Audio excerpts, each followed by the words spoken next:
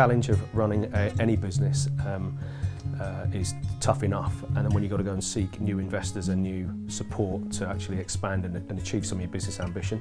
And we had the opportunity to work with 6 potential private equity backers. The desire to work with LDC was the unique way in which they're financially structured, in that the way and the level and the pace that we can get funds to support our business ambitions.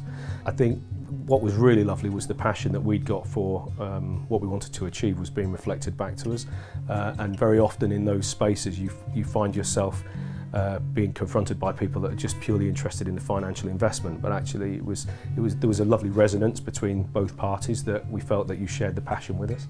If the management teams that we're backing aren't passionate about what they're doing, then who can get passionate about it? So, and that came across very, very strongly. And we felt it was a good time for us to move on and get secondary investment and go through the secondary buyout process. And we'd been through a very difficult economic environment. The fund life was coming to an end with our previous investors. And so that's what really motivated us to come to market. And you clearly had unfinished business and you wanted to sort of finish the plan that you'd set out to do at that time, as I recall. Yeah, the UK holiday park sector is, in our view, still relatively immature in its desire to develop and progress and get better, and we'd always had this aspiration of creating these sort of boutique, very thoughtful, thought out, considered holiday park experiences, and we were really motivated to do something with it, and we absolutely needed an investor that would support us within our aspirations. There were further sort of accelerated plans that you were looking to try and work through, and I think I recall that we spent quite a lot of time actually kicking some of those around to try and move the business on in a more accelerated way than perhaps you'd originally thought.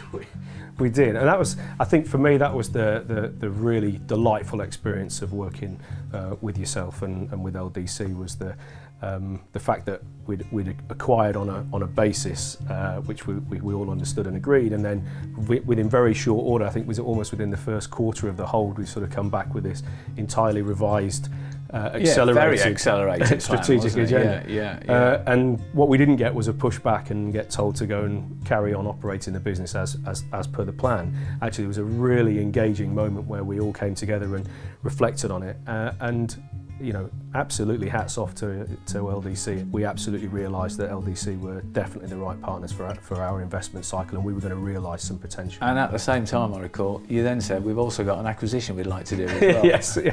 Subsequent, yes, absolutely at the same time. Whilst we're talking about this new money coming in, we'd just like to buy this new site as well. Yes, so a plan predicated on stability and relatively controlled capital expenditure was completely turned on its head. We did a substantial bolt-on and accelerated the capital at the same time. So, yeah, and to be fair, I think further bolt-ons and further investment in the business was always part of the plan. But actually, the fact that these opportunities arose quite early in the hold, I think made for quite an exciting start to our journey. Absolutely.